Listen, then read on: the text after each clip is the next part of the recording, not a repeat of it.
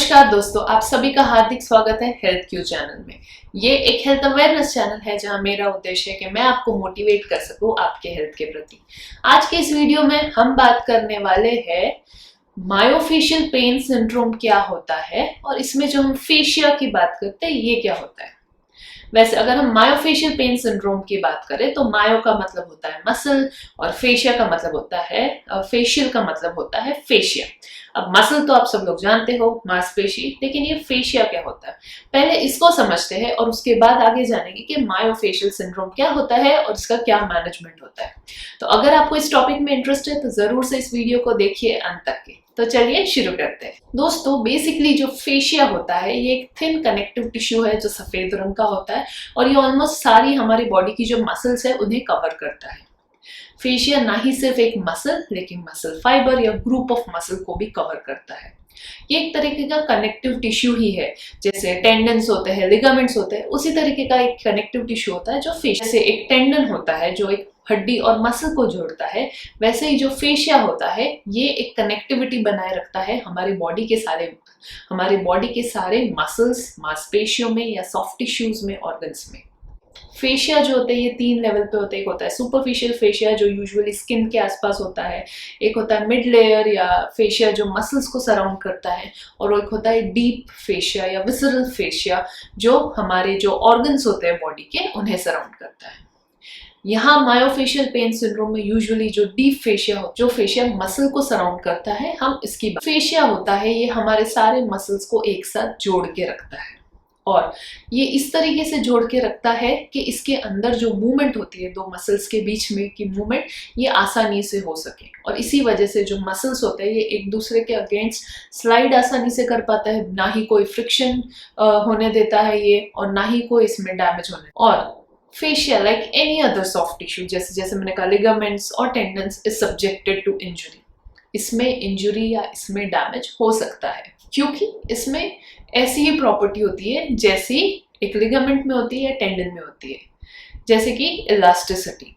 हमारे tendons ligaments में elasticity present होती है, यानी अगर हम उसको खींचते हैं तो उसमें रिकॉइल होने की या वापस आने की क्षमता होती है कुछ हद तक के। उसी तरीके से हमारे फेशिया में भी इलास्टिसिटी होती है जिसकी वजह से हम कोई भी मसल को स्ट्रेच कर सकते हैं और बाद में वो मसल फिर से उसके प्रीवियस पोजीशन में आ सकता है। इसी वजह से जो हमारे मसल्स है ये जो स्ट्रेस होता है दिन भर की जो एक्टिविटी होती है उसको विथहोल्ड कर सकता है कुछ हद तक के। लेकिन जब ये स्ट्रेस बढ़ जाता है और हमारे फेशिया में कोई डैमेज होता है तब हमारी ये जो क्षमता है स्ट्रेस होल्ड करने की ये कम हो जाती है। और ना ही सिर्फ ये इलास्टिसिटी, जो फेशिया होता है ये हमारे बॉडी का सबसे बड़ा सेंसरी ऑर्गन है क्योंकि हमारी जो सारी नर्व एंडिंग्स होती है, जो हमारे रिसेप्टर्स होते हैं, ये भी फेशिया में प्रेजेंट होते हैं। फेशिया की मदद से हमें बहुत सारी सेंसरी इंफॉर्मेशन मिलती है, जैसे प्रोप्रियोसेप्शन, जिसका मतलब है हम कोई मूवमेंट कर रहे हैं तो उसका हमें पता चलता है, हमारे ब्रेन को उसका सेंस होता है, वो फेशिया की वजह से होता है। इवन हमारी मूवमेंट्स कोऑर्डिनेटेड हो रही है यानी सिंक में हो रही है यानी इसका भी इंफॉर्मेशन फेशिया के द्वारा हमारे ब्रेन को कंटिन्यूअसली मिलते रहता है। और इसीलिए जब भी हम हमारा कोई पोस्चर चेंज करते हैं या कोई मूवमेंट चेंज करते हैं, हमारे जो फेशियल टिश्यूज होते हैं या जो फेशिया होता है उसमें जो रिसेप्टर्स या नर्व एंडिंग्स प्रेजेंट होती है ये डिफॉर्म होती है, इसमें चेंज आते हैं, और ये चेंज आने की वजह से ये जो केमिकल चेंजेस है ये ब्रेन तक जाते हैं, स्पाइनल कॉर्ड तक के जाते हैं, और वहां से बॉडी को पता चलता है कि यहाँ पे कोई मूवमेंट अभी हुई है, there was a change in direction, there was a change. अभी जब भी हमें किसी तरीके की इंजुरी होती है, डैमेज होता है, स्ट्रेस लेवल बढ़ जाता है मसल्स पे, तब फेशिया में भी डैमेज होता है। धीरे धीरे जो ये फेशिया होता है ये अपनी फिजियोलॉजिकल प्रॉपर्टी खोने लगता है अगर ये डैमेज बहुत ज्यादा देर तक के रहता है तो। आई होप इससे आपको एक जनरल मोटा आइडिया आ गया होगा कि फेशिया आखिर है क्या। अब बात करते हैं मायोफेशियल पेन सिंड्रोम की। दोस्तों आपने अक्सर एक्सपीरियंस किया होगा या सुना होगा कई लोगों को बार बार गर्दन का दर्द, अपर बैक का दर्द, lower back pain, hips pain, thigh में पेन, ऐसे मसल पेन होते रहते हैं। इवन जो मसल क्रैम्प आता है ये होते रहता है, बहुत ऑफन होता है। इसमें कहीं ना कहीं फेशिया का इन्वॉल्वमेंट होता है और इसे मायोफेशियल पेन सिंड्रोम भी कह सकते हैं अगर वो जो प्रॉब्लम है इसमें कोई बॉडी यानी जो इसमें कोई हड्डी का इन्वॉल्वमेंट यानी जॉइंट का कोई इन्वॉल्वमेंट अगर नहीं है तो। मायोफेशियल पेन सिंड्रोम एक बहुत ही आम प्रॉब्लम है और वैसे देखा जाए तो हम सभी ने कहीं ना कहीं इसको एक्सपीरियंस किया होगा।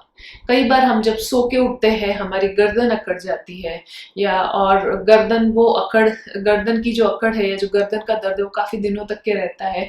जबकि आप अगर उसका एक्सरे देखो या आप MRI देखो उसमें कोई चेंजेस नहीं दिखते, वो बिल्कुल नॉर्मल होता है। तब मोस्टली ये मायोफेशियल पेन सिंड्रोम ही होता है। मायोफेशियल पेन सिंड्रोम में अधिकतर जो मरीज होता है उसको दिक्कत होती है दर्द की, वो भी पर्टिकुलर पॉइंट, यानी कुछ कुछ ऐसी जगह होती है गर्दन पे, शोल्डर पे, बैक पे, जहाँ पे प्रेस करने पे बहुत दर्द होता है या कंटिन्यूसली एक ही पॉइंट पे हमेशा दर्द रहता है और फिर ये पॉइंट कई बार फिर चेंज होते रहते हैं, शिफ्ट होते रहते हैं। ये जो पेन होता है एकदम शार्प और ये जो पेन होता है ये बिल्कुल पॉइंट पेन की तरह होता है, जैसे शार्प कोई चीज पोक कर रही हो आपको, इस तरीके का पेन। अधिकतर ये जो पेन होता है ये क्यों होता है? क्योंकि ये जो फेशिया जिसकी हमने अभी बात की, यहाँ पे डेवलप हो जाते हैं ट्रिगर पॉइंट्स। अब आप पूछोगे ट्रिगर पॉइंट्स क्या होते हैं? तो बेसिकली जो ट्रिगर पॉइंट्स होते हैं ये कुछ नहीं है बल्कि छोटी छोटी गठाने या छोटे छोटे नॉट्स है जो बन जाते हैं जब ये जो मसल्स जिसमें नॉर्मल मूवमेंट हो रही थी, जैसे मैंने कहा फेशिया अलाउ करता है मसल्स के बीच में फ्री मूवमेंट होने की, लेकिन जब रिपीटेड स्ट्रेस होता है, रिपीटेड ट्रॉमा होता है या कोई भी एक्टिविटी हम रिपीटेड टाइम के लिए करते हैं, ओवर एक्टिविटी हो जाती है, तब ये जो मूवमेंट होती है फेशिया के अंदर की ये प्रॉपरली नहीं हो पाती क्योंकि फेशिया में डैमेजेस आते हैं और उसके वजह से कुछ कुछ जगह पे टाइट नॉट्स बन जाते हैं क्योंकि मसल्स एक दूसरे पे फ्रीली मूव नहीं कर पाते। तो ये टाइट नॉट्स की तरह छोटी छोटी गठाने जैसा बन जाता है। ये बिल्कुल आपको ऐसा लगेगा कि आप अगर आपके अपर बैक में हाथ घुमाते हो तो कोई पॉइंट पे ऐसे गठान जैसा टाइट और दर्द देने वाला एक्सपीरियंस होता है पेशेंट को। ये बेसिकली होते हैं ट्रिगर पॉइंट। अब ये ट्रिगर पॉइंट्स कैसे बनते हैं? अब जब हमारे जो मसल्स है, हमारा जो फेशिया है, इसमें रिपीटेड एक्टिविटी या कोई भी कारण की वजह से डैमेज हुआ है तो ये मसल्स अपनी फ्री मूवमेंट नहीं कर पाते। जब ये फ्री मूवमेंट नहीं कर पाते हैं तो ये बहुत ही जल्दी थक जाते हैं और थकावट की वजह से इनकी स्ट्रेंथ धीरे धीरे कम होने लगती है।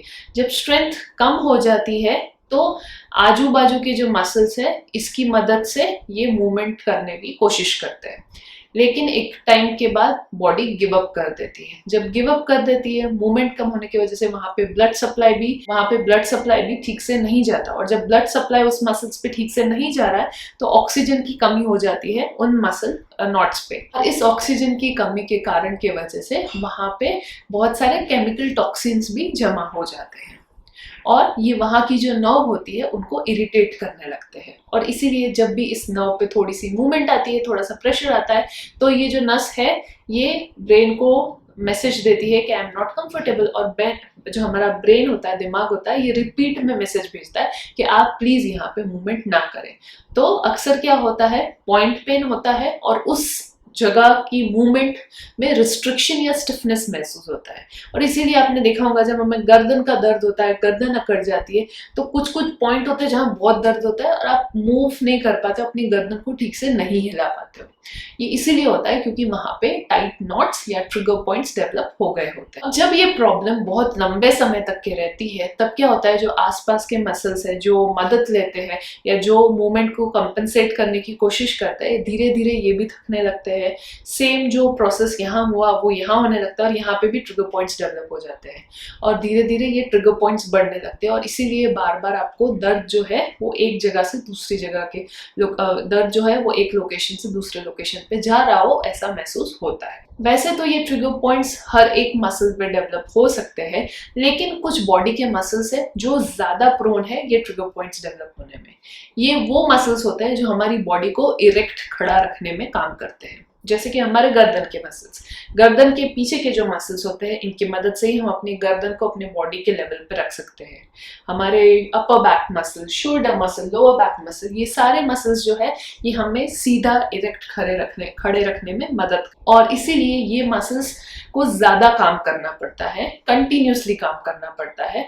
और जब इस पे पोस्चरल चेंजेस आते हैं, स्ट्रेस आता है इन मसल्स पे, तो ये बहुत ही आसानी से ट्रिगर पॉइंट्स डेवलप करते हैं। अधिकतर मायोफेशियल पेन सिंड्रोम या फिर ट्रिगर पॉइंट्स होते हैं due to injury, repetitive stress या रिपीटेटिव ट्रॉमा की वजह से, अगर हमें कोई मेंटल स्ट्रेस है या बॉडी में भी ओवरऑल स्ट्रेस बढ़ गया है, आपका एक्सर्शन जब बढ़ जाता है, तब अगर आपकी एक्टिविटी कम है, अगर आपकी लाइफ बहुत ज़्यादा सिडेंटरी हो गई है, फिजिकल एक्टिविटी की कमी है, तो अगर आप बहुत ही ज़्यादा ठंडे एटमॉस्फेयर में रहते हैं, तब अगर आपकी बॉडी में हार्मोनल चेंजेस आ रहे हैं, मेटाबॉलिक चेंजेस आ रहे हैं, जैसे थायराइड की दिक्कत हो गई, आपको डायबिटीज की प्रॉब्लम है, अगर आपकी बॉडी में हीमोग्लोबिन और विटामिन डी की डेफिशिएंसी है, कैल्शियम की डेफिशिएंसी है, अगर आपको किसी तरीके का बहुत ही लंबे समय से कोई इन्फेक्शन हुआ है, तब आपको चांसेस ज़्यादा है कि आपको ये ट्रिगर पॉइंट्स डेवलप हो जाएंगे।